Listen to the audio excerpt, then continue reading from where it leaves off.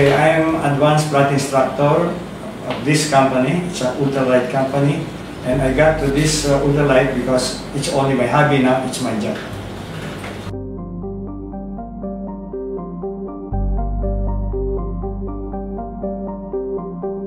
Okay, ang space exploration sa ngayon, ang gobyerno natin ay nag-organize na ng mga itong space exploration, yung Philippine Space, di ba?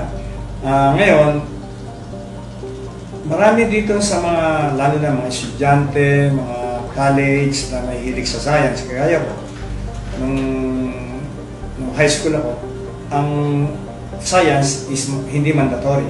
So mahilig ako kaya nag-spend ako ng 1 hour for the science, all about space and the exploration. Ngayon, maganda ito pag tayo ay nabigyan ng pagkakataon ng gobyerno na matuto tayo sa mga matuto tayo sa about space exploration kasi ang Pilipino, wala pa akong nabalita ang Pilipino na inimbita do sa space lab o space center dun sa nag-o-orbit ngayon sa mundo. So kung meron tayo nito, siguro mangyayari, ang gobyerno ang gagastos para dito sa mga taong padadala sa space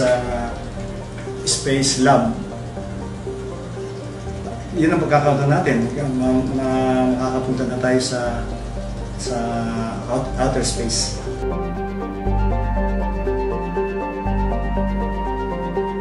Pag itong project na ito ay natuloy, lalong-lalo na ako, magiging excited ako kasi ngayon ko malalaman na yung mga balita kagaya nung nakaraang sa US, yung pumunta sa moon, si Aldrin, at ngayon si Aldrin ay retired na at ang dami niyang ini-expose na tungkol sa moon, alien in the moon.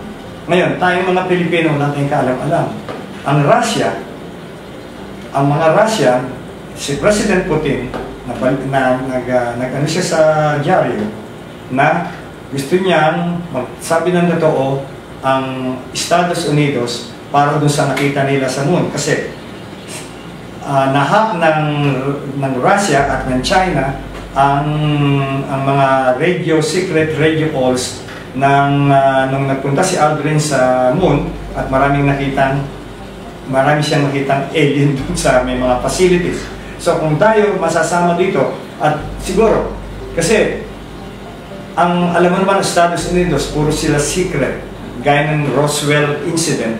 Ang Roswell incident, kung natatandaan nyo, may isang spaceship na nag-crash sa Roswell, isa sa parte ng United States. At hinarangan kagad ng mga militar yun at maraming nakakita pero ayaw nilang paalam. Ngayon, kung ito ay matutuloy, malalaman natin, hindi lang naman ang Estados Unidos siguro ang member nito, ang China, ang Russia. Kaya excited ako na malaman.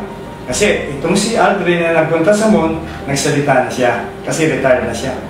Yung mga sikreto na nangyari doon sa taas. Kaya kung iisipin nyo, ang Amerika, lahat na ma-explore nila, kinukuha nila. Bakit hindi sila maglagay ng space laboratory sa buwan? Kasi ito nga yung nangyari. Pinigilan sila ng mga kung sino man doon meron, ang tawag nga nila alien. So ako excited kasi para malaman ko pag ando na, sana nga hindi lang Estados Unidos ang kasama dito. Sana lahat ng bansa, kagaya ng Russia at China.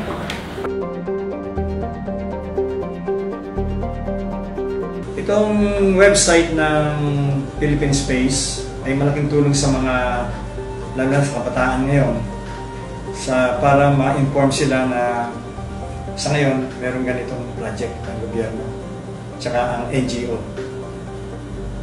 Anong ko na karamihan ng mga bata, lalo na yung mga science student, lalo na sa mga Philippine Science School, that's government-owned school, napakahilig sa space. Kaya lang, wala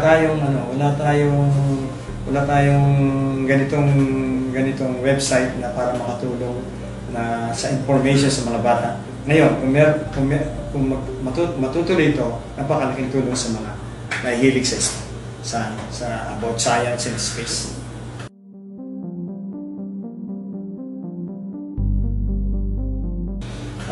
Kung masasama ako dito sa space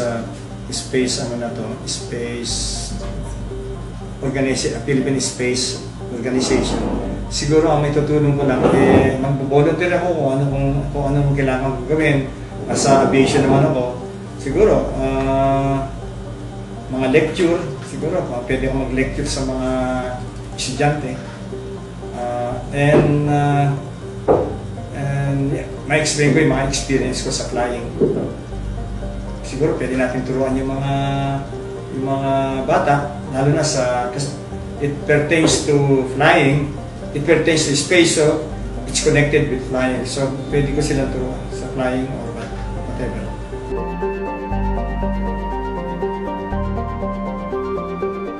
Pag natuloy itong organization na ito na Philippine Space Administration, malaking bagay sa Pilipinas to kasi meron na tayong representative para mapadala sa out of space, lalo na yung sa International Space Station.